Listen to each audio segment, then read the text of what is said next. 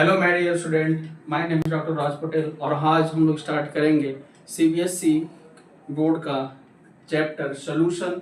और इसमें बेहद इंपॉर्टेंट टॉपिक जो है ऑस्मोसिस एंड ऑस्मोटिक प्रेशर। तो सबसे इंपॉर्टेंट क्वेश्चन ये पूछा जाता है, व्हाट इज ऑस्मोसिस। ओके, आइए हम लोग समझते हैं ऑस्मोसिस को बहुत आसान तरीके से। देखिए, ऑस्मोसिस जब भी पूछा जाएगा तो आप इसमें दो बातों बहुत ही विशेष ध्यान रखेंगे। ऑस्मोसिस होने के लिए आपको दो सॉल्यूशन लेना है। क्या लेना है?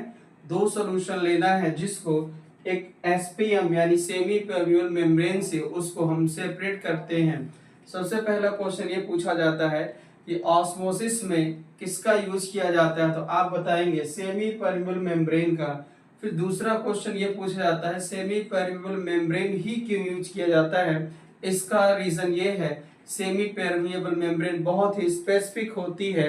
ये किसी स्पेसिफिक चीज को ही एक तरफ से दूसरी तरफ जाने के लिए इसमें जाने के लिए ये तैयार है। ओके, बात इसका मतलब ये है सेमी परमिएबल मेम्ब्रेन क्या है, जिसमें से कुछ स्पेसिफिक चीजें ही एक साइड से दूसरे साइड जाएंगी। ओके, देखिएगा।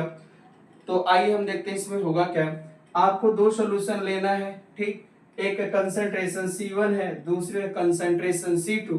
हम ऐसा अज्यूम करते हैं, मानते हैं कि कंसंट्रेशन C2 की कंसंट्रेशन बहुत ज्यादा है with respect to solution first. Okay, देखिए आपसे पहला क्वेश्चन पूछा जाएगा ऑस्मोसिस में क्या यूज होती है, आप बताएंगे एसपीएम सेमी परमिएबल मेम्ब्रेन, ठीक, जो बहुत ही सिलेक्टिव नेचर की होती है। दूसरी बात ये आपको याद रखना है, ऑस्मोसिस में हमेशा और हमेशा सिर्फ सॉल्वेंट का मूवमेंट होता है, सोल्यूट का कभी नहीं होता। फिर ध्यान दीजिएगा, ऑस्मोसिस में हमेशा और हमेशा सिर्फ सॉल्वेंट का मूवमेंट होता है, one solution to second. Okay, तो कौन सा सॉल्यूशन होगा? देखिए, जिधर बहुत ही ज्यादा डाइल्यूट सॉल्यूशन होगा, ध्यान सुनिएगा, जिधर बहुत ही ज्यादा डाइल्यूट सॉल्यूशन होगा उसका सॉल्वेंट हाईली कंसंट्रेटेड सॉल्यूशन की तरफ फ्लो करेगा। मैंने क्या कहा, फिर सुनिएगा। ऑस्मोसिस में सेमी परमिएबल मेम्ब्रेन के थ्रू लेस कंसंट्रेशन वाले सॉल्यूशन का सॉल्वेंट हाई कंसंट्रेटेड वाले सॉल्यूशन की ओर मूवमेंट करेगा और इस मूवमेंट को हम कहते हैं ऑस्मोसिस। वास्तव में ऑस्मोसिस में सेमी परमिएबल मेम्ब्रेन लेना है, जो क्या होता है, एक सिलेक्टिव परमिएबल नेचर का होता है, जो सॉल्यूशन के एक सबस्टेंस से दूसरे सबस्टेंस को फ्लो होने के लिए जिम्मेदार होता है। ओके, तो ऑस्मोसिस में फ्लो किसका होगा? हमेशा सॉल्वेंट का। अच्छा, कौन सा सॉल्वेंट मूव करेगा? जो लेस कंसंट्रेटेड होगा विथ रिस्पेक्ट टू सेकेंड। देखिए, यहाँ पे हमने आपको ये बताया है कि जो C2 है, ये वाला जो सॉल्यूशन है ये हाईली कंसंट्रेटेड है और C1 वाला लेस कंसंट्रेटेड है। तो सॉल्वेंट का फ्लो कहाँ होगा? First to second. बात समझ में आई? और ये बीच में जो हमारी पट्टी दिख रही है ये है सेमी परमिएबल मेम्ब्रेन। आइए इसकी थ्योरी देखते हैं क्या होता है। Osmosis and osmotic pressure, the process of flow of the solvent. देखिए, आपको किस पे हिंट करना है? सॉल्वेंट पे। Solvent molecule from the solution of lower concentrated solution to higher concentrated through semi permeable membrane।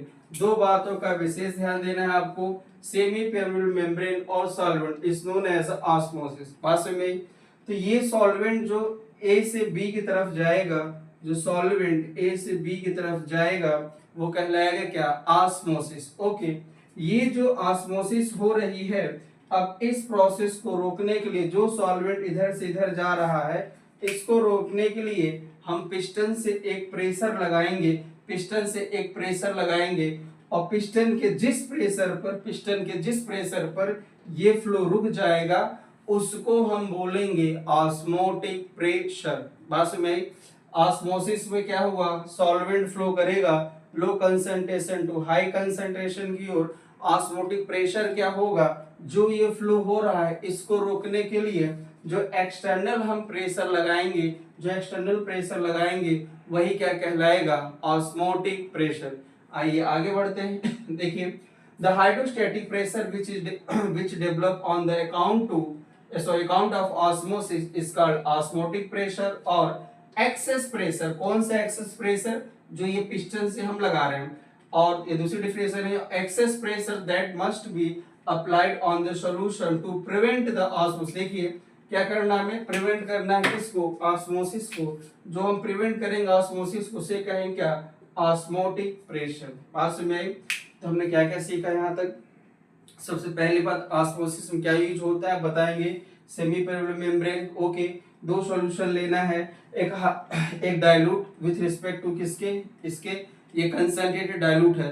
तो जो डाइल्यूट होगा उसका सिर्फ सॉल्वेंट कहाँ जाएगा, कंसंट्रेट की ओर। ये हो क्या रहा है, ऑस्मोसिस। और इस ऑस्मोसिस को रोकने के लिए जो हम excess pressure, external pressure piston से लगाएंगे वो क्या होगा, ऑस्मोटिक प्रेशर। ओके, आइए आगे देखते हैं इसका।